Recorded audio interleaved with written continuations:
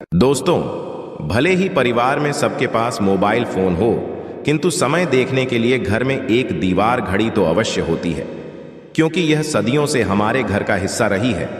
यदि घर में कहीं भी दीवार घड़ी न हो तो बहुत अजीब भी लगता है।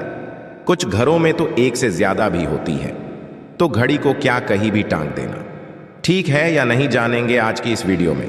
दोस्तों, घड़ी को भूल कर भी इस दिशा में ना लगाएं, इससे फैलती है घर में नकारात्मकता। इसी के साथ हम जानेंगे दोस्तों कि आपको कैलेंडर कहां पर नहीं लगाना है, क्या गलती आपको नहीं करनी है, और साथ ही मैं आपको बताऊंगा कि यदि आपकी घर वास्तु दोष है तो कैसे आप जान सकते हैं और क्या उपाय कर सकते हैं जिससे कि वास्तु दोष दूर हो और आपके जीवन से परेशानियां खत्म हो जाएं। तो पूरी जानकारी के लिए इस वीडियो को अंत तक अवश्य देखिएगा।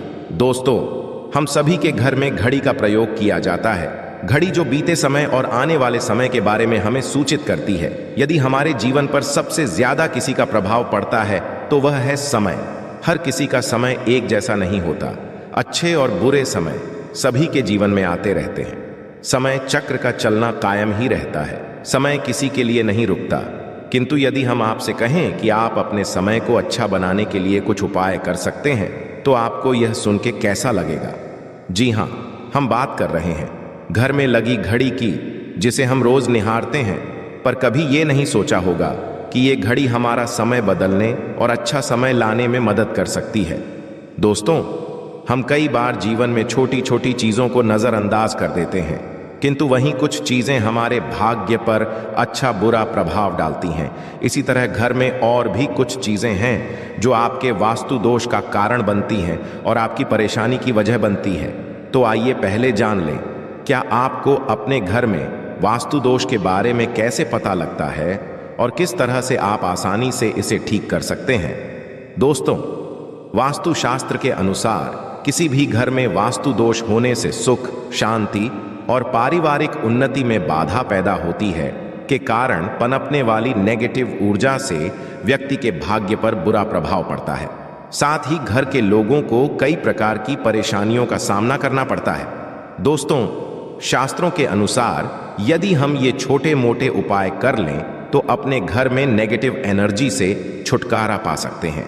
आइए जानते हैं, किंतु उससे पहले दोस्तों आपसे रिक्वेस्ट है कि वीडियो को लाइक करें, अपने दोस्तों के साथ शेयर करें, और यदि आपने अभी तक चैनल को सब्सक्राइब नहीं किया तो सब्सक्राइब करके बेल आइकॉन अवश्य प्रेस कर लें। दोस्तों, नंबर 1, जीवन में तरक्की पाने के लिए रोज पहली रोटी गाय को दें, पीपल को जल चढ़ाएं और चींटियों को शक्कर मिला हुआ आटा दें। तांबे के लोटे में जल व लाल चंदन मिलाकर रात को अपने सर के पास रखकर सो जाएं। सुबह उस जल को तुलसी को चढ़ा दें। ऐसा करने से आपकी परेशानियां धीरे धीरे दूर हो जाएंगी। नंबर 2, वास्तु के अनुसार यदि आपके घर में तिजोरी है और आप उसके सामने शीशा लगा दें तो इससे धन में बरकत होती है। व्यापारी लोग अपने कैश बॉक्स के सामने शीशा लगाएं, इससे आपके ग्राहक बढ़ेंगे। दोस्तों, नंबर 3, झाड़ू पोछा कभी भी खुले में नहीं रखना चाहिए। इन्हें सदैव छुपाकर रखना चाहिए और झाड़ू भी रसोई में नहीं रखनी चाहिए। इस बात का बहुत विशेष ध्यान रखें। नंबर 4, शौचालय का दरवाजा सदैव बंद होना चाहिए। माना जाता है कि घर की नेगेटिव ऊर्जा शौचालय में ही वास करती है। ऐसे में यदि शौचालय का दरवाजा खुला रहता है तो नेगेटिव ऊर्जा आपके घर में प्रवेश करती है। नंबर 5, घर में सुख शांति के लिए कपूर को घी में डुबाकर सुबह शाम जलाना चाहिए। इससे घर में वास्तु दोष भी कम होता है और घर में रह रहे सदस्यों के जीवन की परेशानियां कम होती हैं। दोस्तों, नंबर 6, दुर्घटना से बचने के लिए शाम को हनुमान चालीसा के पश्चात कपूर अवश्य जलाना चाहिए। नंबर 7, घर में जिस जगह वास्तु दोष हो वहां कपूर की 2 टीकियां रखें। खत्म हो जाने के पश्चात वहां दोबारा इसे रखें। नंबर 8, सूर्य अस्त के पश्चात कभी भी किसी को दूध, दही या प्याज नहीं देना चाहिए। यह भाग्य में बाधक भी बन सकता है। नंबर 9, घर के मुख्य द्वार पर कूड़ादान कभी भी ना रखें। नंबर 10, घर में टूटा हुआ कभी भी नहीं होना चाहिए। नंबर 11, अच्छे भाग्य के लिए सुबह नहाते समय पानी में थोड़ा सा कपूर का तेल मिलाएं। शनिवार को चमेली का तेल भी मिला सकते हैं। नंबर 12, लक्ष्मी की कृपा पाने के लिए रोज रात को रसोई अच्छी तरह से साफ करके चांदी की कटोरी में कपूर और लौंग जलाएं।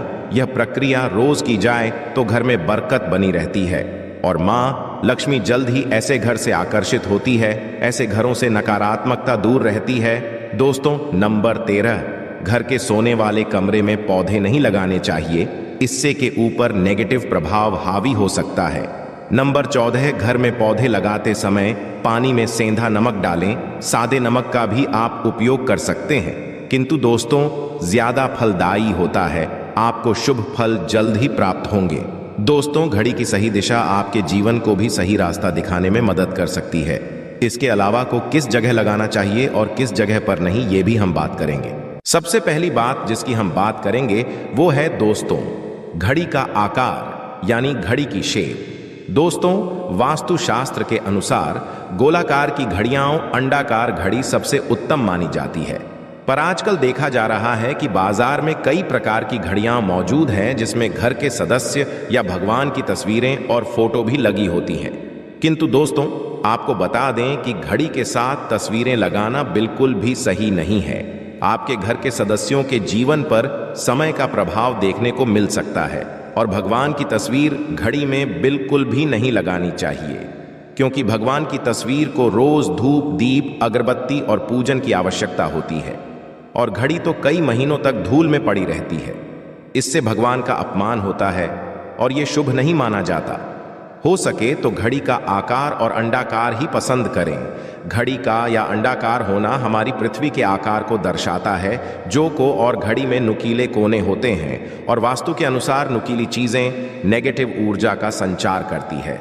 दोस्तों, अगली बार जिसका आपको ख्याल रखना है वो ये है कि घड़ी को स्वच्छ रखें, साफ सफाई का ध्यान रखें, धूल ना जमा होने दें और कहीं से भी घड़ी टूटी फूटी नहीं होनी चाहिए। दोस्तों, जैसा कि हम सभी चाहते कि हमारे जीवन में सब अच्छा और बेहतर होता रहे, तो उसके लिए हम खुद को संवारे रखते हैं, नए कपड़े और आभूषण पहनते हैं। उसी प्रकार अपने घर की घड़ी को स्वच्छ और नए जैसा ही रखना चाहिए, यानी कहीं से भी टूटी फूटी नहीं होनी चाहिए। समय समय पर घड़ी पर छड़ी, धूल और झालों को साफ करते रहें, जिससे आपका भाग्य भी धुंधला नहीं पड़ेगा। दोस्तों, कई घरों में आदत होती है कि पुरानी गाड़ी को बनवाकर ही चला रहते हैं। एक जगह नई घड़ी आई तो पुरानी किसी और जगह लगा देते हैं। ध्यान रखें, घर में पुरानी या फिर टूटी हुई या धूल छड़ी हुई और बंद गाड़ी तो बिल्कुल भी ना रखें, क्योंकि इससे घर में नकारात्मकता और दरिद्रता का वास होने लगता है। बंद पड़ी घड़ी को घर में रखने से व्यक्ति के जीवन में नए अवसर नहीं आते और वह अपने कार्य में कामयाबी प्राप्त नहीं कर पाता। अगली बात जिसका आपको ध्यान रखना है वह है घड़ी की सही दिशा। घड़ी को कभी भी दक्षिण दिशा में नहीं लगाना चाहिए। दक्षिण यमलोक की दिशा मानी जाती है। काल का अंतिम चक्र यहीं से शुरू होता है, इसीलिए वास्तुशास्त्र में इस दिशा को घड़ी के लिए अशुभ माना गया है। घर में घड़ी को उत्तर दिशा, पूर्व दिशा या पश्चिम दिशा में आप लगा सकते हैं, किंतु ध्यान रखें कि घड़ी को कभी भी मुख्य द्वार, कमरे के दरवाजे या आने जाने के लिए उपयोग किए जाने वाले दरवाजे के ऊपर भी नहीं लगाना चाहिए। इससे समय आपके आने जाने की गति और दिनचर्या पर पड़ सकता है। दोस्तों, घड़ी के साथ कैलेंडर का भी ध्यान रखें। जहां घड़ी समय का प्रतीक है तो वहीं कैलेंडर उससे जुड़ी तारीखों का लेखा जोखा बताता है। कैलेंडर को पूर्वी और उत्तरी दिशा की दीवार पर कभी भी नहीं लगाना चाहिए। ये इससे वास्तु दोष उत्पन्न होता है और कृपया करके अपने घरों में नए कैलेंडर के साथ पुराना कैलेंडर कभी भी ना लगाएं। दोस्त और कैलेंडर दोनों ही आने वाले समय के सूचक है, जो हमें आगे बढ़ने की प्रेरणा देते हैं। उन्हें समय के अनुसार ही लगाना चाहिए।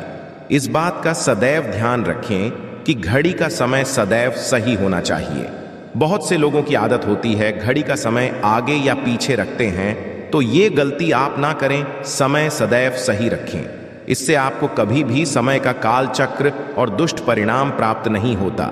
ये छोटा सा आप करके देखिए दोस्तों। छोटी छोटी बातें हैं जिनका आपको ध्यान रखना है। दोस्तों, रखी हुई घड़ी और पुराना कैलेंडर आपके भाग्य को भी रुकावटों से भर